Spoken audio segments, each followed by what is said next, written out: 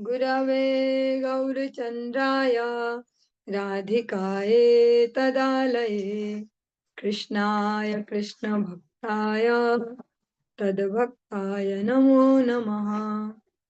कृपया क्षमतामपराधिजनं कलुषायुतसक्तसुदीननरं सुपथे परिचालय सर्वदिनं प्रणमामि च माधवदेवपदं तव कृपाकान् अमार संबल तव कृपा विनय नहीं अन्य बल कृपा कर प्रभु दियाची दबल दास तोमा प्रणमा। सर्वप्रथम भगवान के अभिन्न प्रकाश विग्रह श्री गुरुपाद पद्म पूज्य पात्र दंडी स्वामी अष्टोत्तर सत भक्ति प्रसाद विष्णु गोस्वामी गुरुदेव महाराज के पावन श्री चरण कमलों में असंख्य कोटि दंडवत ज्ञापित करते हुए उनकी अहेतुकी कृपा प्रार्थना करती हूँ। वे अपनी कृपा वर्षण करे जिससे निज कर्ताभिमान भाव को छोड़कर एकमात्र उनकी वाणी के वाहक के रूप में अपना परिचय दे सकूं। परम गुरुदेव नित्य लीला पृष्ठों विष्णुवाद श्री श्रीमद भक्ति दयित माधव गोस्वामी महाराज परमेष्ठि गुरुदेव जगत गुरु भक्ति सिद्धांत सरस्वती गोस्वामी ठाकुर प्रभुपाद व समस्त गुरु परंपरा जयुक्त हूँ। सपार्षद श्रीमद नित्यानंद प्रभु श्री गौर हरि वृंदावन बिहारी श्री राधा गोपीनाथ भगवान जयुक्त हूँ। वे हम सभी पर अपनी कृपा वर्षण करे जिससे भगवान के पवित्र नाम और हरि गुरु वैष्णव सेवा में हम सभी की रुचि उत्पन्न हो सके। आज की सायकालीन कक्षा में हम श्रवण करते हैं श्री चैतन्य भागवतम के अंतर्गत मध्य खंड का द्वितीय अध्याय और इसका जो 320 नंबर प्यार से आज हम प्रारंभ कर रहे हैं। कल हमने श्रवण किया कि श्रीवास पंडित जी के मन में थोड़ा सा भय आ गया था क्योंकि बहुत सरल प्रकृति के भक्त हैं और चतुर वाले भक्त नहीं है, वे सरल स्वभाव वाले हैं। तो जब उन्होंने भी ऐसी खबरें ऐसे रूमर्स उड़ते हुए सुने कि भैया राजा के सिपाही आने वाले नाव भर के और सब भक्तों को पकड़ के ले जाने वाले हैं सब, तो थोड़ा उनके हृदय में भय उत्पन्न हुआ। भगवान ने उनके उस भय को दूर करने के लिए उनके निवास स्थान पर गए और श्री निसिंह आवेश में उनको दर्शन दिए और उनका भय दूर किया। फिर वे जो श्रीवास पंडित वे नाना प्रकार से भगवान की स्तुति करते हैं क्योंकि भगवान ने उनको बोला कि स्तुति करो मेरी, तुम डर छोड़ो, तुम स्तुति करो। हाँ, इतने बढ़िया भगवान है, भगवान खुद से कह रहे हैं डरना छोड़ो, तुम मेरी स्तुति करो। इहा तेवा अप्रत्यय तुम्ही वास मने साक्षाते ही करो देख आपन नयने सम्मुखे देखी देखा एक बालिका अपनी शिवाशेर भ्रातृसुता नाम नारायणी।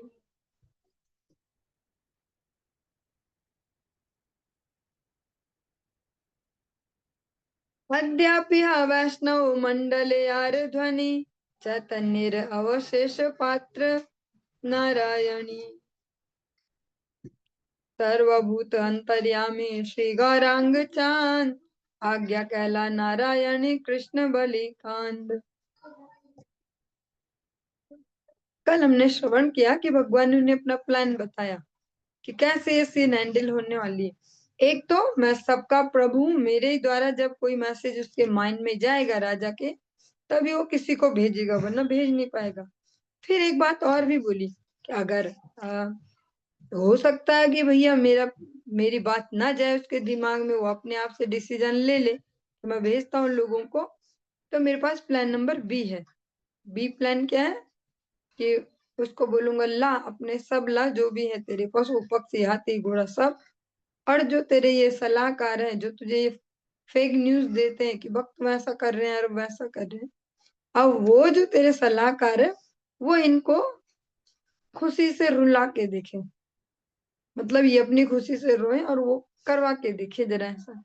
और जब वो नहीं करवा पाएगा, क्योंकि वो करवा नहीं पाएगा, तब मैं बोलूंगा कि अब मैं दिखाता हूँ, और मैं उसको सामने सामने ही पागल हाथी सारे जीव जंतु सबको कृष्ण कृष्ण बोल के रुलाऊंगा, रुला के दिखाऊंगा।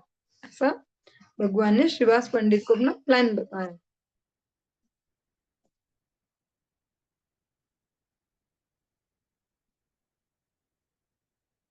यदि तुम्हारे मन में इस बात पर विश्वास नहीं होता है, तो मैं तुम्हारे सामने ही यह सब करके दिखलाता हूँ, तुम अपनी आंखों से देखो।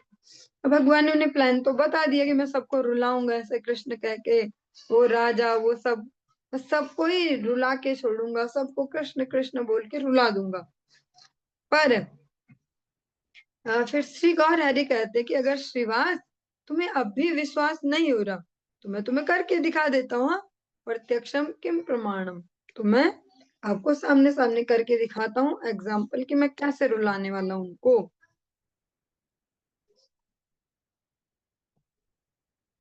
श्रीवास की भतीजी, उनके भाई की पुत्री, जिनका नाम है नारायणी। ये जो नारायणी है, इन सबके बारे में आपने सुना भी है। श्रीवास जी की जो भतीजी है नारायणी नाम की एक बालिका को प्रभु ने अपने सामने देखा, छोटी कन्या है अभी तो, जिसके बारे में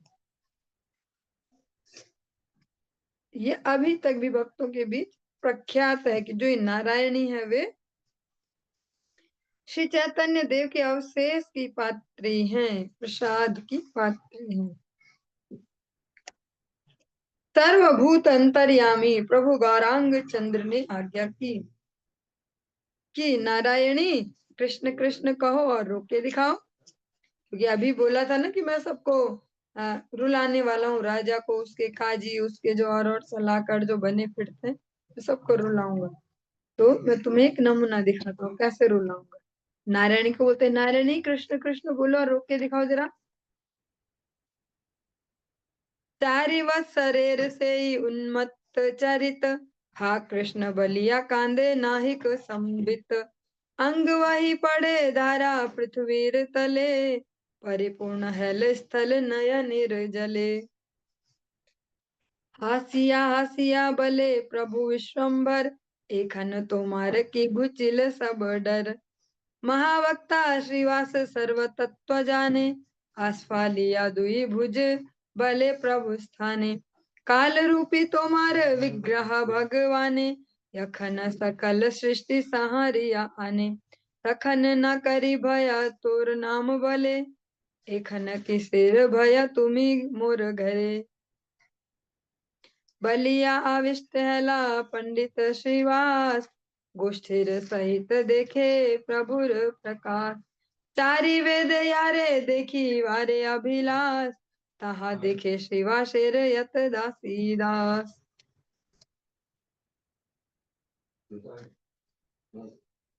वो जो नारायणी है, जो उनकी भतीजी, वो अभी 40 साल की नहीं है, वो है अभी मात्र 4 वर्ष की एक छोटी सी बालिका। आज के समय में तो फिर भी 4 साल के बच्चे बहुत बड़े हो जाते हैं, टीवी फोन और सब कुछ आसपास देख के। पर अगर आज से 500 550 वर्ष पहले इमेजिन करें, तो तब कैसे होते होंगे 4 साल वाले बच्चे। हाँ, अगर हम थोड़ा 10 साल पीछे भी देखते तो 4 साल वाले बच्चों को बोलते थे कि भगवान का रूप होते हैं। आजकल नहीं बोल सकते ऐसे कि बच्चे भगवान का रूप होता है, क्योंकि उसी प्रकार से खान पान है, पेट के अंदर से भी वैसे ही परिवेश मिला होता है, बाहर आके भी वही सब मिलता है, मोबाइल फोन यूट्यूब ऐसा। तो हम नहीं बोल सकते कि बच्चे भगवान का रूप है। पर जो वो नारायणी है वो उन्हीं बच्चों में से थी जिन्हें बोलते बच्चे भगवान का रूप। बिल्कुल 4 साल के भी नन्ही सी बालिका, जिसको अभी ठीक से बातें करना भी नहीं आता हो, बात बनाना ना आता हो, शब्दों को ठीक से जोड़ पाना है सब। 4 साल की वह बालिका जिनको भी ठाकुर जी ने बोला, गौर हरि ने बोला कि नारायणी कृष्ण कृष्ण बोलो और रोक के दिखाओ, 4 साल की वह बालिका कृष्ण प्रेम से विवल स्वभाव वाली हो गई और हा कृष्ण कहकर रोने लगी। उसे कुछ भी बाह्य ज्ञान न रहा। आंसुओं की धारा उसके शरीर को भिगोती हुई पृथ्वी पर बहने लगी और वह स्थान उस जल से परिपूर्ण हो गया। वो इतना, वो वैसे नहीं रो रही जैसे हम रोते, कभी कभी दो चार बूंद दिखाने के लिए रो गए फिर काम बन गया, ऐसा। वो लगातार रोते जा रही, जल इकट्ठा भी हो रहा है, जहाँ गिर रहा है वहां भूमि में एकत्रित भी हो रहा। और भगवान के लिए जैसे कोई शुद्ध भक्त जिस प्रकार से रोते हैं, क्रंदन करते हैं, ऐसे वो कृष्ण कृष्ण बोल के वो आंसू बहा दिए। जबकि उसको क्या पता क्या कृष्ण प्रेम है, ऐसा। क्योंकि हम तो देखते हैं जीवन भी निकल जाते हैं, किसी को कृष्ण का पता नहीं चल पाता। 4 साल की बालिका को क्या पता चलेगा। तब प्रभु विश्वम्भर हंसते हंसते पूछने लगे, अब तुम्हारा सब भय दूर हो गया कि नहीं? अब शिवास पंडित को पूछते हंस के, अब ठीक है, अब डर तो नहीं लग रहा है ऐसे, अब डर खत्म हो गया सारा, ऐसा। क्योंकि भगवान हमारे हृदय के भावों को जानते, इसीलिए बहुत आवश्यक है ऑनेस्ट होना भक्ति में। अब जब भी जिस लेवल पर है तभी वहीं से ऑनेस्ट रहे। जब कोई इच्छा हो, कामना हो, तो भगवान से ही मांगे मांगे, जब तक जैसा लेवल है उस प्रकार से मांगे। पर क्लियर रखे कि मुझे यही चाहिए और ऐसा ही चाहिए और ठाकुर जी यही है, बस सबको सेट, ऐसा। तब ऊपर नीचे नहीं चलेगा कि ऐसा क्यों हो गया और वैसा क्यों, क्योंकि हमारी चॉइस है। भगवान से ही मांगे और भगवान देंगे भी। फिर भरोसा बढ़ते जाएगा और धीरे धीरे धीरे धीरे कुछ समय पश्चात मन बढ़ जाएगा। मांग मांग के तो पता चल ही जाएगा कि ये तो दे ही देते, तो मांगना ही क्या है, खुद ही दे देंगे, ऐसा। फिर तब हो पाएगा वो थोड़ा भक्ति का शुद्धिकरण, कि हम मांगे ना भगवान से। पर पहले मांगना अत्यंत आवश्यक है, अन्य से न मांगे, भगवान से ही मांगे कि आप ही हमारे हो, हम आपसे ही मांग रहे हैं, ऐसा। शिवास पंडित जी के हृदय का जो भय है गौर हरि ने इस प्रकार दूर किया। पूछ भी रहे, अब डर तो नहीं लग रहा? अब दूर हो गया सारा भय। शिवास पंडित महावक्ता थे और सब तत्व को जानते थे। वे दोनों भुजाएं उठाकर निर्भय होकर प्रभु से बोले, प्रभु, आपकी काल रूपी भगवान मूर्ति जब समस्त सृष्टि पर संहार कर डालती है, तब भी मैं आपके नाम के बल के कारण भयभीत नहीं होता हूँ। फिर इस समय जबकि आप साक्षात मेरे घर में विराजमान है, मुझे किसका भय? मतलब अब मुझे भय नहीं है। यह कहते कहते शिवास पंडित प्रेमाविष्ट हो गए। वे परिवार सहित प्रभु के प्रकाश का दर्शन करने लगे। जो भगवान ने आज अपना स्वरूप वहां प्रदर्शित किया, उसका अवलोकन करते हैं। चारों वेद जिनके दर्शन की अभिलाषा करते हैं, उनको श्रीवास के सभी दास दासी देख रहे थे। ऐसे भगवान जिनका दुर्लभ है दर्शन प्राप्त होना, आज श्रीवास पंडित जी की भक्ति के कारण उनके जो सेवक सेविकाएं, उनको भी भगवत दर्शन इतना सुलभ है। इसीलिए कहा जाता है कि कैसे ही रहो पर भक्तों के आसपास रहो, भक्तों को सह लो, बस भक्तों को सहना सीख लो। उनके आसपास रहने से फायदा ही फायदा है। और उनको सहा नहीं, इधर उधर भागेंगे तो सहना तो किसी न किसी को पड़ेगा, पर जो फायदा हो सकता था वो नहीं हो पाएगा। इबलिब श्रीवासेर उदार चरित्र, यहाँ चरण धूल संसार पवित्र। कृष्ण अवतार ये न वसुदेव घरे, यतेक विहार सब नंदेर मंदिरे। जगन्नाथ घरे है लही अवतार, श्रीवास पंडित गृहे यतेक विहार। जिनके चरणों की रज समस्त संसार को पवित्र करने में समर्थ है, उन श्रीवास के उदार चरित्र का वर्णन मैं कैसे कर सकता हूँ, ये कह रहे वृंदावन दास ठाकुर जी। जैसे श्री कृष्ण का अवतार तो वसुदेव के घर हुआ, परंतु लीलाएं सब नंद महाराज के घर हुई, वैसे ही यह गौर अवतार भी हुआ तो जगन्नाथ मिश्र के घर, परंतु सारी लीलाएं हुई श्रीवास पंडित के घर। सर्व वैष्णवेर प्रिया पंडित श्रीवास, तान बाड़ी गेले मात्र सबार उल्लास। अनुभवे यारे स्तुति करे वेद मुखे, श्रीवासेर दास दासी तारे देखे सुखे। एते के वैष्णव सेवा परम उपाय, अवश्य मिलाए कृष्ण वैष्णव कृपाय। श्रीवासेर आज्ञा कैला प्रभु विश्वम्भर, ना कहियो ये सब कथा कहारो गोचर। बाह्य पाई विश्वम्भर लज्जित अंतर, आश्वासिया श्रीवासेर गेला निज घर।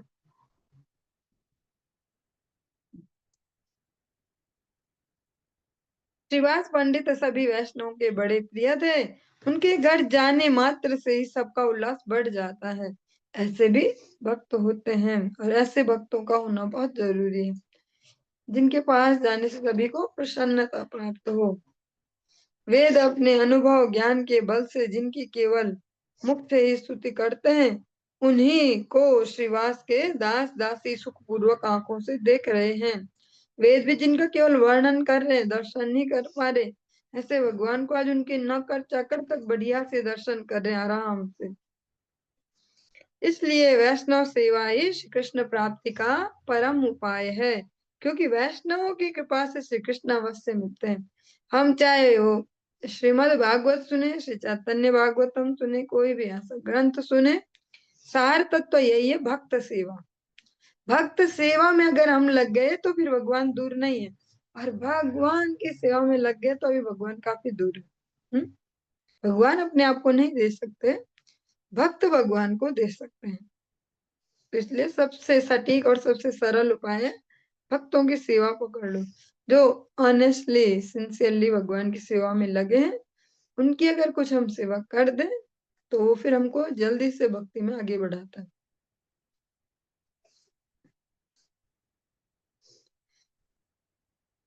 प्रभु श्री विश्वम्भर ने श्रीवास को आज्ञा दी कि तुम यह सब प्रसंग किसी के सम्मुख प्रकाशित मत करना।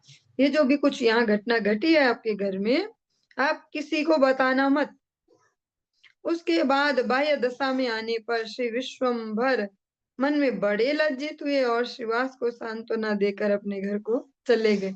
और जब बाह्य स्फूर्ति हुई श्री गौर सुंदर को, वो जो लीला वाला जो आवेश है वो संवरण हो गया, तब वे ऐसे लज्जित से हो रहे हैं कि अरे क्या ऐसा। सुखमय अहला तबे श्रीवास पंडित, पत्नी वधु भाई दास दासीर सहित। श्रीवास करिला स्तुति देखिया प्रकाश, यह ये सुने से ही हया कृष्ण दास। तब तो श्रीवास पंडित पत्नी वधु भाई दास दासी आदि सबके साथ बड़े आनंद को प्राप्त हुए। श्रीवास ने प्रभु के प्रकाश को देखकर जो स्तुति की है, उसे जो कोई भी सुनेगा वह श्री कृष्ण का दास बन जाएगा। तो कल हम सभी ने श्रवण किया, तो शायद हमारी भी लॉटरी लग जाएगी। अंतर्यामी रूपे बल राम भगवान, आज्ञा कहला चैतन्य रे गाइते आख्यान। वैष्णवेर पाए मुरई नमस्कार, जन्म जन्म प्रभु मुर हऊ हलधर। भगवान श्री बलराम ने अंतर्यामी रूप से मुझको श्री चैतन्य चरित्र का गान करने की आज्ञा की है। श्री वैष्णव के चरणों में मेरी यही प्रार्थना है कि जन्म जन्म में श्री बलराम ही मेरे प्रभु। ये वृंदावन दास ठाकुर जी प्रार्थना कर रहे हैं। बिना निताई के गौर भक्ति और गौर तत्व तो कोई नहीं समझ सकता, क्योंकि वही भगवान के सारे सेवा उपकरण हैं। सब व्यवस्थाएं श्री बलराम जी स्वयं बनाते हैं भगवान की सेवा की। और वृंदावन दास ठाकुर जी तो और भी स्पष्टता से कहते हैं कि उन्होंने ही मुझे ये प्रेरणा की है इस ग्रंथ को लिपिबद्ध करने की, और उनकी ही कृपा से मैं कर पा रहा हूँ। अतः भक्तों के चरणों में मेरी ऐसी प्रार्थना है कि वो मुझे ऐसा आशीर्वाद दें कि जन्म जन्म में ये श्री बलराम है, श्री नित्यानंद तत्व, ये ही मेरे प्रभु, इनके प्रति मेरा अनुराग रहे। और ये बहुत अच्छी विशेषता है इस गौड़ीय वैष्णव जगत की। जो भी ऐसे कह सकते हैं अनुभवशील जो भी हमारे गुरुवर्ग हैं, सभी नित्यानंद प्रभु को बहुत अधिक प्रेम और सम्मान करते हैं।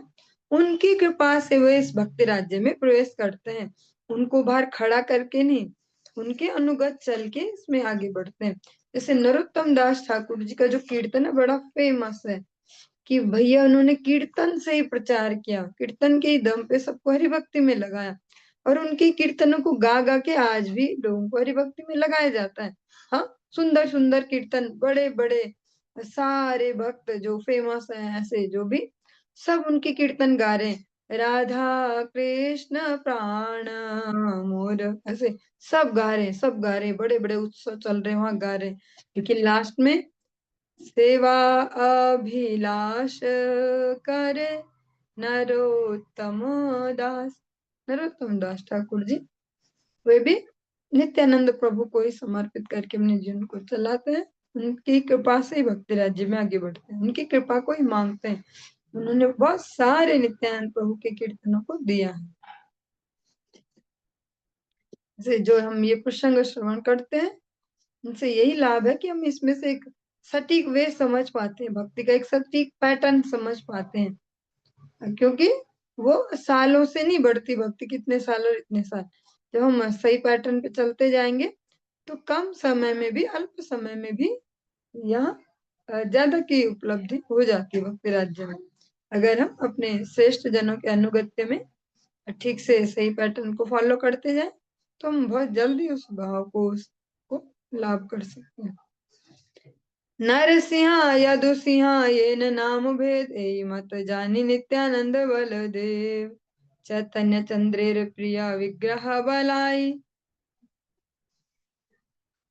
एबे अवधूत चंद्र करिया रे गाय, मध्य खंड कथा बाई सुन एक चित्ते, वत्सर एक कीर्तन करिला ये नमते, श्री कृष्ण चैतन्य नित्यानंद चांद जान, वृंदावन दास तछु पद युगे गान। जैसे नरसिंह और यदुसिंह में केवल नाम का ही भेद है, हाँ मतलब एक ही बात है, वैसा ही भेद मैं नित्यानंद और बलदेव में मानता हूँ, मतलब नाम ही अलग अलग है, तत्व एक ही है। जिनको अब अवधूत चंद्र के नाम से गाते हैं वे श्री बलराम ही चैतन्य चंद्र के प्रिय विग्रह हैं। अब उनको अवधूत कहा जाता है, जो नित्यानंद प्रभु है। जब तक श्री महाप्रभु ने उनको ग्रस्त में जबरदस्ती नहीं भेज दिया, तब तक वे अवधूत वेशधारी ही थे, वे ऐसे सन्यासी ही थे, कलरफुल वस्त्र पहनते थे, खूब अलंकार लेके रहते थे, ऐसे पायल पहन के, ऐसा सब कुछ, मतलब वो भगवान के लिए श्रृंगार करके। तो कुछ भक्त उनके साथ उपहास भी करते, कैसा सन्यासी है, ऐसे रंग बिरंगे कपड़े पहनता है, ऐसा ऐसा सब नाटक वाटक सब करता रहता है। तो यहाँ पे यही कहा कि जिनको आज अवधूत चंद्र कह रहे हैं, जिन नित्यानंद प्रभु को, वही श्री बलराम जी हैं। वृंदावन दास ठाकुर जी कहते हैं 346, 346, 347 वाली प्यार, इतना बड़ा ये अध्याय है। भाइयों, जिस प्रकार से प्रभु ने 1 वर्ष तक कीर्तन किया है, उस मध्य खंड की कथा को एकाग्र चित्त से सुनो। श्री कृष्ण चैतन्य और श्री नित्यानंद चांद जिनके जीवन है, वे वृंदावन दास उनके चरण युगल श्री चरणों का कुछ यशोगान कर रहे। भगवान ने जो ये संकीर्तन वाला जो ये समय है, ये संकीर्तन की जो लीला है, ये पूरे 1 वर्ष तक लगातार की है, ज्यादा समय नहीं, क्योंकि भगवान ने बहुत कम समय में अपनी सारी लीला को संवरण किया, मात्र 48 साल ही सारी लीलाएं की हैं, तो हर चीज को कम कम टाइम पीरियड में पूरा पूरा किया है। वृंदावन दास ठाकुर जी कहते हैं ध्यान से सुनो, जो भगवान ने 1 साल में पूरा ये संकीर्तन मूवमेंट चला है इसको। और हम आज इस चर्चा को यहीं पे विश्राम देंगे, नया अध्याय हम कल प्रारंभ करेंगे। हरे कृष्ण।